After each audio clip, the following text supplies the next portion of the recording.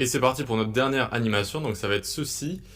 C'est des barres comme ça qui vont se séparer du milieu qui se séparent en deux petites barres et les barres du haut et du bas pareil qui vont se séparer en plusieurs barres comme ça. Donc pour commencer, on doit ici donc à BTN12 copier les trois lignes et les coller pour en avoir 6 en tout.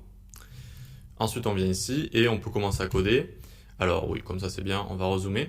Donc hop, animation 12. Et on va commencer par styliser nos lignes. .btn12, .ligne. Donc ça va vraiment passer au-dessus de lignes qu'on a déjà déclarées tout en haut de notre CSS, vu qu'ici ça va être vraiment les lignes de BTN12. On va leur mettre une width de 50%, une height de 6%, de 6px, pardon, pas 6%, 6px, border radius de 5px, couleur noire, et ici on va leur mettre une transition, alors, all 0,2 secondes, is in out, is in out, ok, nickel. Donc ici on a toutes nos lignes qui sont les unes sur les autres. Là il n'y en a pas que 3, il y en a 6, mais elles sont les unes sur les autres. Maintenant on a envie de décaler seulement les lignes qui ont un index pair, c'est-à-dire ici on va avoir 2, 4 et 6.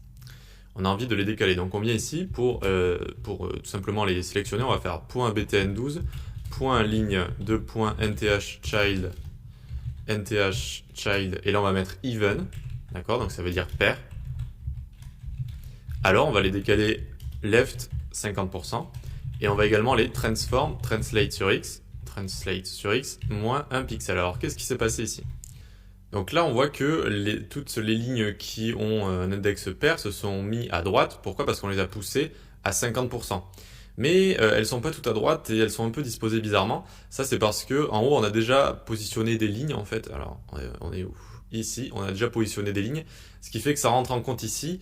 Et voilà, ça fait un petit peu le bazar, mais du coup, vu qu'on va écrire par-dessus toutes les lignes qu'on a positionnées même au début, eh bien, on va arriver à gérer tout ça.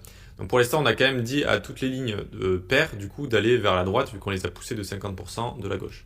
Maintenant, juste, on va pouvoir copier ça, hop, et pour toutes les lignes odd, du coup, c'est celles qui sont impaires, eh bien, on va pas leur mettre left 50%, mais juste, on va leur mettre transform, translate sur x, 1 pixel. Ça vous verrez en fait c'est juste pour que, donc là on est dans le projet fini, et bien les lignes s'encastrent bien et que ça fasse une bonne continuité. On y reviendra dessus un tout petit peu plus tard sur les 1 pixel, hein, c'est rien de très dur. Pour l'instant on doit juste finir de placer toutes les petites lignes ici vu qu'il y en a qui font des interférences avec ce qu'on a dit au début. Donc pour les sélectionner on fait .btn12, .ligne de .nthchild1, tac, et on va le copier ça et le mettre ici, vu qu'on a envie également de sélectionner notre 2 ici. Tac. Et donc, ces deux lignes, la première et la deuxième, on a envie de les mettre à top 0 pixel. Top 0 pixel. Tac, nickel. Ok. Ensuite, on prend ça. Hop, hop, on colle, et on va venir placer à 18 pixels la troisième et la quatrième. Et à, tac, ici, donc la cinquième et la sixième, on va la mettre à 36 pixels. Top 36 pixels. Ok? Et donc là c'est bon, on est venu écrire par-dessus ce qu'on avait écrit tout au début, en spécifiant bien nos lignes qui sont dans le BTN12. Donc c'est venu, vu qu'on l'a aussi écrit après ce qu'on a écrit au début, c'est venu passer au-dessus. Et donc on a bien placé toutes nos lignes ici. Et on a bien placé notamment toutes nos lignes paires à droite, c'est exactement ce qu'on voulait. Maintenant qu'on a fait ça, on va pouvoir donc les animer. Donc on vient ici, .btn12, .active.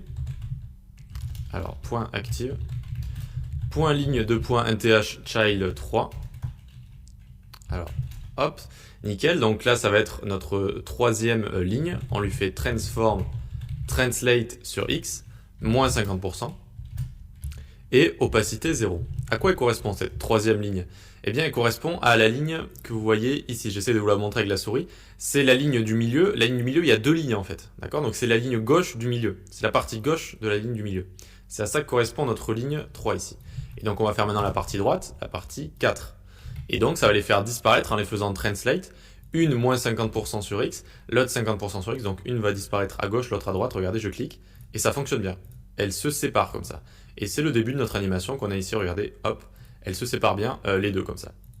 Ok, très bien, donc on a réussi ça. Il faut vraiment comprendre que c'est des demi-lignes à chaque fois. D'accord? Si on zoome d'ailleurs, on peut voir un très léger écart entre les deux. Tout simplement parce que ça correspond aux demi-lignes, vu qu'ici on a mis 6 lignes comme ça. dans le but de faire exactement ce qu'on est en train de faire ici. Ok, maintenant il va falloir faire rotate nos barres pour créer la croix. Donc .btn12.active. Et si on fait .ligne de .nth_child, on va prendre le premier, et donc on peut copier ça. On n'oublie pas la petite virgule pour sélectionner les deux du coup, et la ligne 6 ici. Et on va leur faire un transform rotate 45 degrés. Donc la ligne 1 et la ligne 6, donc la ligne 1 ça correspond à la partie gauche de la première ligne ici, la ligne 6 c'est la fin qui est ici. Toutes les deux on a envie de les faire rotate à 45 degrés comme ça, pour que ça commence à créer une croix ici. Vous voyez que ça commence à créer une croix, d'accord? Donc c'est exactement ce qu'on voulait faire. Maintenant il va falloir également prendre la ligne 2 et 5 qui correspondent aux deux autres côtés de notre croix, 2 et 5. Hop, et donc regardons ce que ça fait. Évidemment ici il faut mettre moins 45 degrés, hop. Nickel, ça commence à ressembler à une croix, ça commence à ressembler beaucoup plus à une croix. Maintenant il va falloir les rapprocher, histoire que ça soit une vraie croix rapprochée. Donc on y va ici. Donc ici il va falloir les rapprocher au milieu pour qu'elles se rejoignent. Donc on commence par attaquer la première petite ligne, donc .btn12.active, .ligne de .nth_child1. Et hop, alors là j'y suis allé un peu à tâtons en fonction de la largeur, la hauteur, etc. pour venir les faire se rejoindre. Donc left 5 pixels, top 7 pixels. Et là on va pouvoir voir notre première barre ici qui va aller vers le milieu comme ça, d'accord? Donc j'ai pas mal galéré à essayer de bien trouver l'endroit du milieu. Ici on va attaquer maintenant la deuxième ligne ici. Et cette fois left, on va lui mettre calque. Calque ça permet de faire un calcul dans CSS. 50% de la largeur moins 5 pixels. Que ça vienne exactement rejoindre l'autre. Regardez. Alors ça les rapproche, mais là ici il faut mettre un petit écart, voilà, pour le 5 ici. Voilà, nickel. Sinon ça prend pas en compte hein, le 5 pixels ici. Donc là on voit bien que ça se rejoint, nickel. On copie ça, on va le coller deux autres fois pour du coup les deux lignes du bas qui sont la ligne 5 et la ligne 6 ici. Left ici on va décaler donc de 5 pixels. Top on décalera de 29. Et en dessous on laisse le left calque 50% moins 5 pixels. Vu que la ligne 6 ici va correspondre à la ligne 2 ici, d'accord? Donc celles qui sont les unes au-dessus des autres. Et en dessous, on va lui mettre 29 pixels par contre pour que ça descende bien jusqu'ici et que ça nous fasse bien une croix comme ça. Et voilà, du coup on peut tester et notre animation fonctionne. On va bien voir la barre du milieu qui se sépare au milieu et ensuite ça crée une croix comme ça. Ok? Et bien voilà, j'espère que ce petit cours, ces petits projets vous ont plu. Le but c'était vraiment d'aller tâter du CSS pour devenir meilleur, hein. C'est comme ça qu'on devient meilleur, qu'on devient bon. C'est en mettant les mains dans le cambouis, en testant, en produisant des projets comme ça. Notamment ici, je voulais vous parler de transition, je voulais vous faire manipuler les axes avec transform, rotate, translate, etc. pour vraiment bien comprendre ce qui se passe. On a même fait du transition chaining ici, c'était assez cool. Voilà, des petites animations également. Allez également chercher les éléments avec des sélecteurs spéciaux, comme nth_child, comme first_child, etc., etc. Ça aussi, c'est très utile. Et voilà, les pseudo-éléments aussi, on s'est amusé avec les pseudo-éléments, notamment pour faire ce rond, etc. On en a utilisé aussi un petit peu partout. Et voilà, donc j'espère que ça vous a plu. Faites-moi un retour si vous en avez, positif ou négatif. Envoyez-moi des messages. Dites-moi si vous voulez que je continue à faire des petits projets pratiques comme ça qui sont assez sympas. En dehors des cours plus théoriques, des projets pratiques comme ça, c'est sympa pour bien assimiler ce qu'on apprend. Et voilà, on va se donner rendez-vous pour un prochain cours. Allez, ciao!